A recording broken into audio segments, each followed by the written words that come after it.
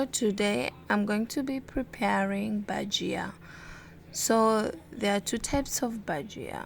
There is the bhajia that Nairobians are calling bhajia, which has potato, and the real bhajia has no potato. So it's made with unga wa dengu, coriander, baking powder, onion, and garlic, salt, and many other stuff. Any other thing that maybe you wanna add into it. You know, there are people who have other specific ingredients like pepper and stuff, but I don't take pepper. And pili pili hoho, I don't know, it's called a green pepper and red pepper. Yes, you can also add into the mixture, but since I like it naturally prepared, this is my natural way of preparing bhajia. So you need unga wa dengu. I used 2 cups. For me, I always use my eyes to measure and or mostly the cup.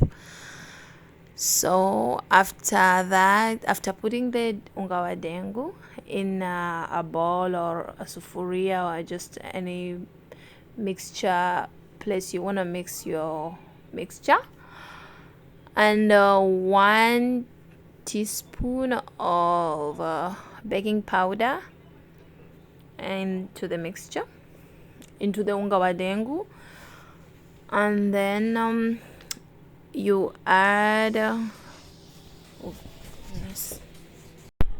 And then you add salt to taste, and a little bit, half of teaspoon of garlic. I don't like too much garlic. I'm just putting it for, but I don't like garlic much. And you mix the mixture, and then after that I blend the onion, and maybe you can blend with the other ingredient that you want to mix with, like black pepper or red pepper. But since I'm not using the peppers, because I'll be eating the bhajia with my 4-year-old, she can't eat pepper. So I'm just going to blend the onion, and after I will add to the mixture in the bowl.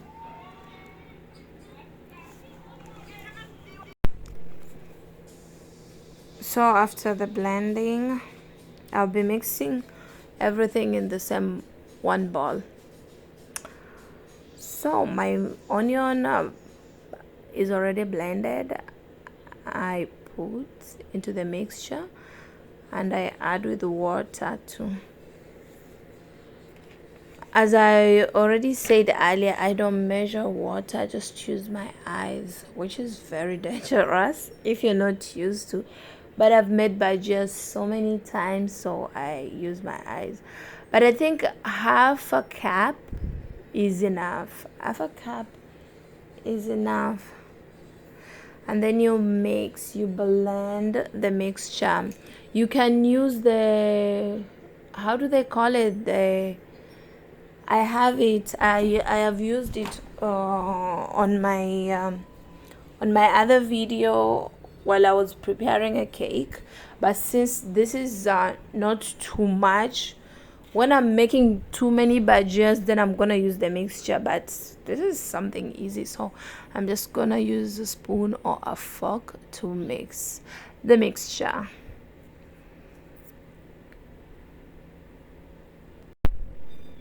You need to mix it very well, and so that it doesn't form anything while you're frying your bhajias, and then you let it rest for 15 minutes. While it is resting, you can chop your corianders, and I got the coriander in Lidl. I don't advise because their coriander is actually not fresh.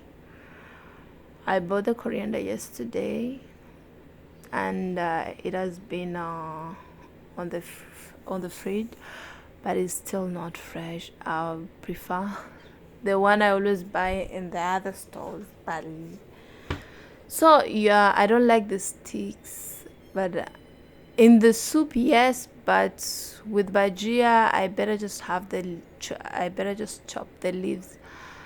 So afterwards I cut the leaves with a knife before I before putting it before putting the coriander inside the mixture too.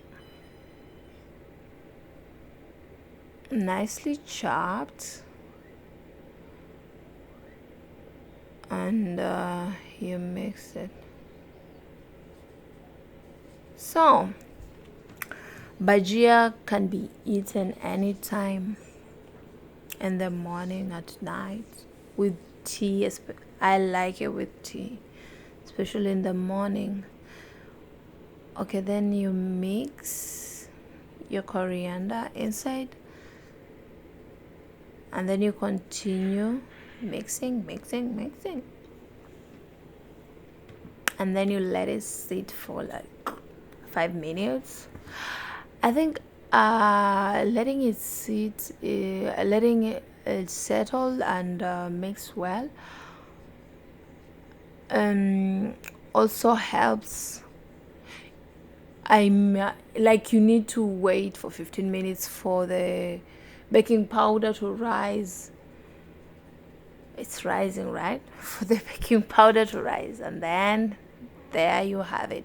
People use different things to shape their bajias, because this is just homemade. I'm not gonna be presenting it anywhere. I'm not making it for anyone. I'm making it for myself. I just used my spoon to scoop and put them in the oil. But there are people who use pipers. You know, the piper people use for decorating a cake. The pipers, yeah, people use that.